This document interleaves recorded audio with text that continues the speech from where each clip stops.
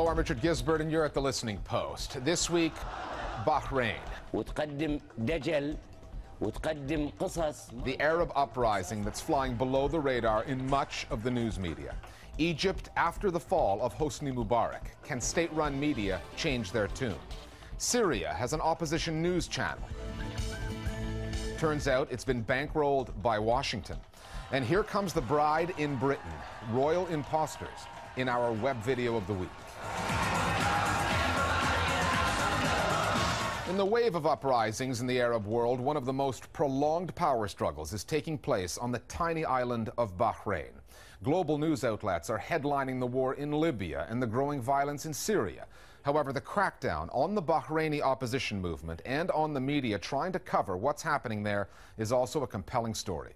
The ruling Al Khalifa regime has used a two-pronged approach to contain the news coverage. For the most part, it has locked out the foreign media, and it has locked down local media outlets through a sustained campaign of censorship and intimidation. Another factor at play is Bahrain's position. It's at the intersection of some complex regional politics between Saudi Arabia and Iran, and what happens there could have repercussions throughout the Gulf. Our starting point this week is Bahrain and the convergence of Middle Eastern politics and media repression.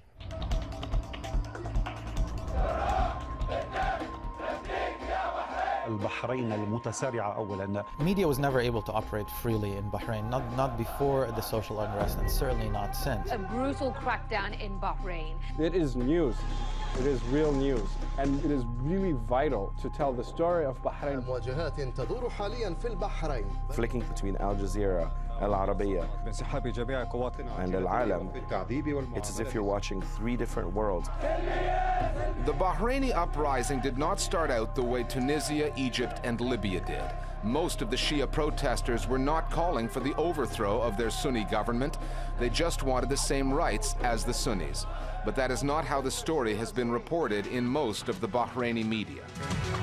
Bahraini government-controlled media trying to portray this as Shia trying to take over a Sunni government, which is not true. And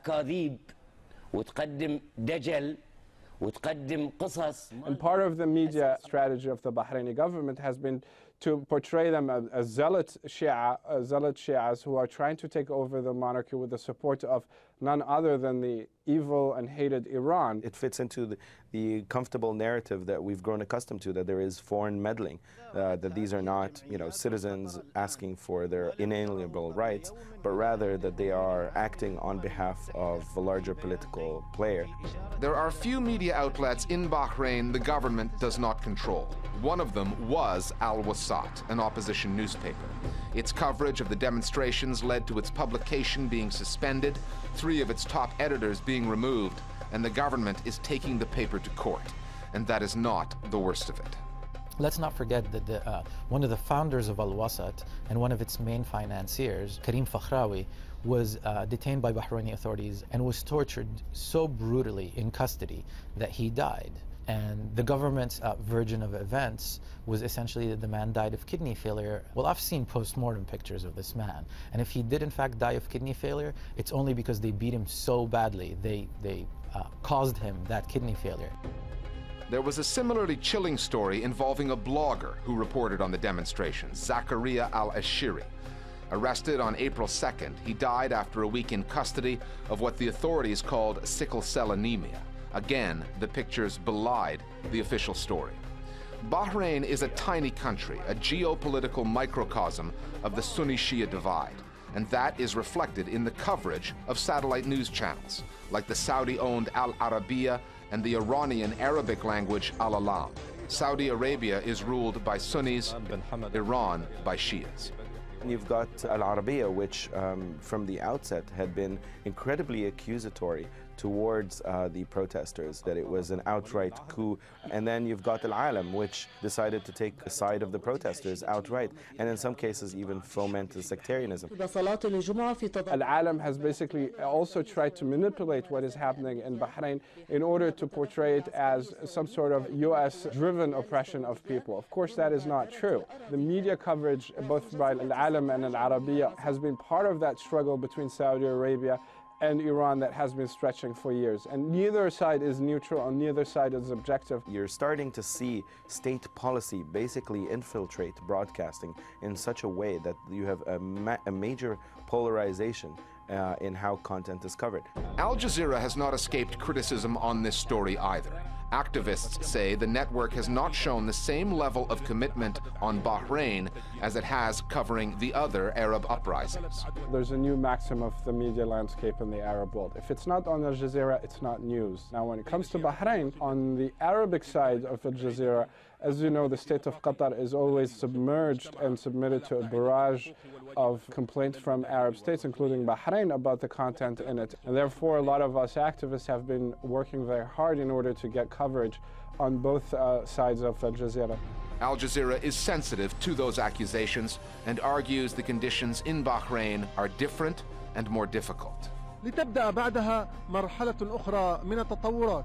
We covered Bahrain much more than most channels and most media outlet in the world. We covered it for hours every day. When it went down, we went down with it, and when before it started really seriously, we were covering it a little bit. However, we have to take into consideration the fact that we don't have an office in Bahrain. Our office was closed down, and our reporter was, their accreditation was taken away, withdrawn. So we couldn't be there on the spot to do, for example, the kind of coverage that we did in Egypt. The Bahraini government has a double standard on the media, different policies for different audiences. It locks out Arabic language news channels like Al Jazeera, but occasionally opens the country to crews from Western outlets like the BBC and CNN. The irony, of course, is that they benefit from a conundrum that the Bahraini government has been found itself in, which is that it is trying aggressively to curtail media access to Bahrain, but at the same time, they find themselves forced to let some Western journalists to cover the context because they are Westerners. If they were Arab reporters working for Arab news networks, they would not be let in. But even that selective policy can backfire on the government. The BBC's Frank Gardner found some semi-official animosity directed at his own network in a pro-government newspaper. And on the back is a pretty shocking cartoon showing apparently a BBC microphone spitting out venom. Our second day in Bahrain. And a CNN team reported its access was strictly controlled, and things grew much worse when CNN tried to visit a human rights activist. About 20 men in black ski masks pointed machine guns at us. They erased all the video they found. Then we were taken to a police station and interrogated for nearly 6 hours. Those 4 CNN journalists were clearly mistreated, and that should have never happened. But I think it's very instructive to see how they were treated, and then one can extrapolate how a local Bahraini journalist who doesn't have the high profile and the protection that working for CNN garners for you, how they are treated when they're in custody. There's no need to extrapolate, not with pictures like this for all the world to see. Our Global Village Voices now on the coverage of the ongoing story in Bahrain. I think that the mainstream media's coverage of the situation in Bahrain is very crucial at this moment, because the government in Bahrain is pretty much counting on the media's interest in other focal points in the region in order to deny its people their rights. The situation in Bahrain with media being arrested and protesters being killed is a clear attempt to quell the uprising because it does not fit in with the authorized uprisings in Libya that the U.S. backs and supports. It is not in the U.S.'s best interest for what is happening in Bahrain to continue to take place. That is why you're seeing the media blackout. Journalists have been intimidated. I myself was denied entry to the country twice. At immigration, they asked me, did anybody invite you from the government to report in the country? Domestically, Al-Wasat newspaper, known to be an independent voice in the country, has been targeted repeatedly. I don't think there's any doubt that Bahrain has had a very heavy hand in dealing with protesters and with dissent in the country, but that doesn't mean that dissent has been entirely silenced.